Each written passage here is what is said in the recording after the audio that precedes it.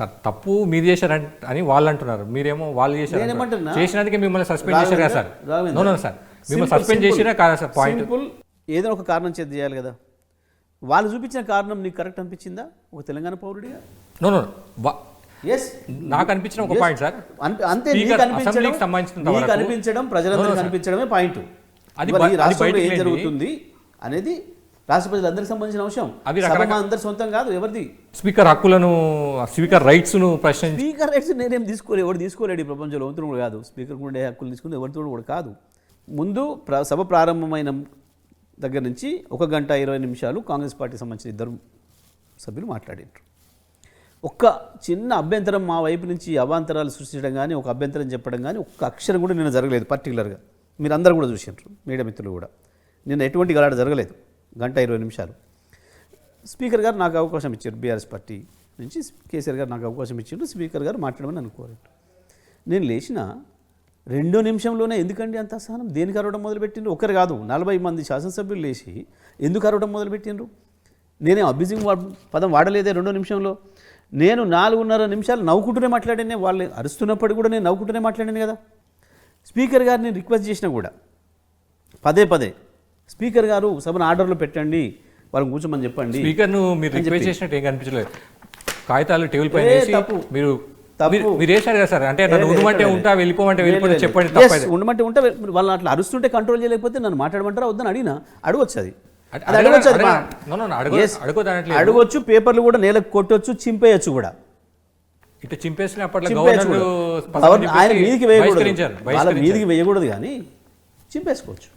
ఉంది, అది కాదానికి ఏం లేదు. క్షమాపణ చెప్పడానికి ఒకవేళ తప్పు ఉంటే తేలితే క్షమాపణ సిద్ధం. మీరు దాంట్లో ఏ వర్డ్స్ తీసేయడానికైనా మాకు అభ్యంతరం లేదు. మీరు నిజంగా బాధపడినట్టు కనుక ఫీల్ అయితే మా సభ్యుడు విచారం వ్యక్తం చేయడానికి కూడా ఇబ్బంది లేదు. తీసుకుందాం, రెగ్యులర్గా పోతున్న ప్రొసీజర్లోనే పోదాం సార్, ఇంట్లో ఏం లేదు అని చెప్పొచ్చింది. వాస్తవానికి మేము చెప్పకూడదు, కానీ స్పీకర్ గారు ఈ నిర్ణయానికి అనుకూలంగా లేడు. వాస్తవం నాకు తెలిసిన దాని ప్రకారం స్పీకర్ గారు కూడా ఇష్టం లేదు, ఉండదు.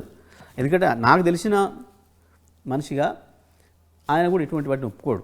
ఎందుకంటే ఆయనకు తెలుసు నేను అక్కడ ఏం తప్పు మాట్లాడలేదు, ఇంకోటి జరగలేదు, వారికి అవమానించే పద్ధతిలో జరగలేదు. జరిగిందల్లా ఏమైంది అని అంటే, అవతల 50 మంది అరుస్తున్నప్పుడు నేను ఒక్కరిని మాట్లాడాల్సి వచ్చినప్పుడు నా గొంతు పెద్దగా వినిపించింది.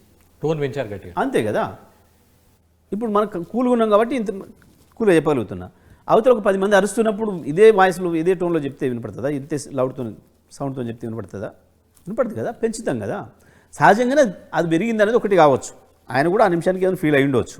కానీ తర్వాత కూర్చున్నాక వారికి కూడా అర్థమైంది, అది ఇక్కడ ఏం జరగలేదు, వాస్తవానికి ఆయన ఏమని లేదు అనేది వారికి కూడా అర్థమై ఉంటుందని నేను అనుకుంటున్నాను. అయిపోయింది. కానీ పాపం డైరెక్షన్ పైనుంచి రావాలి కదా, వెయిట్ చేస్తున్నారు. ఇక మేము కూడా చూస్తున్నాం, మన బాధ్యతగా చెప్పొచ్చినాం, మన నాయకుడు ఏం ఆదేశాలు ఇచ్చిందో చెప్పొచ్చినాము. అదే విషయాన్ని మీడియా కూడా పోయి చెప్పినాము. మేము ఇప్పుడేదో కొత్తగా మేము చెప్పినాం మేము అనడంలే, చెప్పొచ్చిన వెంటనే 1 నిమిషం కూడా ఆకుండా పోయి మీడియాలో కూడా చెప్పినాం, ఈ విషయం ప్రజలు కూడా పోవాలి అని చెప్పి, కాంగ్రెస్ పార్టీ కుట్రలు కూడా తెలియాలి ఎప్పటికప్పుడు అని చెప్పి. అంత బహిరంగంగా ఉన్నాం మేము. ఇతర పార్టీల నాయకులతో కూడా మాట్లాడినాం.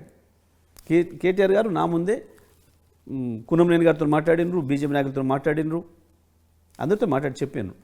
సార్ సంప్రదాయం ప్రకారం గతంలో ఏముండేనో అదే పద్ధతిలో పిలవని చెప్పండి, మేము సిద్ధంగా ఉన్నాం, దాని మీద చర్చకు ఇబ్బంది ఏం లేదు అన్నమాట. అందరికీ తెలుసు ఇవాళ ఆడ.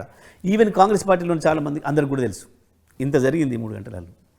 కానీ వాళ్ళు ముందే ఒక నిర్ణయంతో ఉన్నారు, ముఖ్యమంత్రి గారి ఆదేశం ప్రకారం పోవాలనే దాంట్లో ఉన్నారు. కాబట్టి ముఖ్యమంత్రి గారు దొరకడానికి వీళ్లకు ఆయన ఏదో మీటింగ్లలో ఉన్నాడో ఎందుకో అంత సమయం పట్టింది, దాని కొరకు ఆగినారు.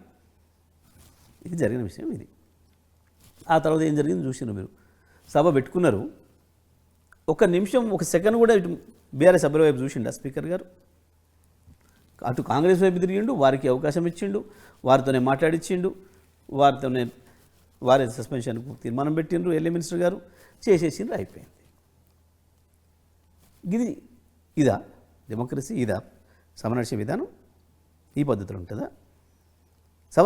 ఇవాళ అక్బర్ గారు కూడా అన్నారు, చూసారు, నన్ను అడగలేదు, మమ్మల్ని అడగలేదు ప్రతిపక్షం వాళ్ళను, ఈ సభ సంప్రదాయం కాదు అని. అక్బర్ విషయాన్ని మీరు ప్రస్తావించారు. కరెక్టే వీడియో ఉంది, ఆయన అన్నారు అభిప్రాయం తీసుకోవాలి, ఇటువంటి ప్రాక్టీస్ ఉండేదన్నారు. సభ సంప్రదాయం అంటే గది మరి మరి ఏ సంప్రదాయాలు ఉన్నాయి ఇక్కడ? అంటే ఏ సంప్రదాయాలు పాటించలేదు అంటే కేవలం బీఆర్ఎస్ సభ్యుని సస్పెండ్ చేయాలని నిర్ణయంతో ఉన్నారు. అంతే ఇక బుల్డోజ్ చేసేయాలి, అన్నిటి తొక్కేయాలి అనే దాంట్లో ఉన్నారు వాళ్ళు.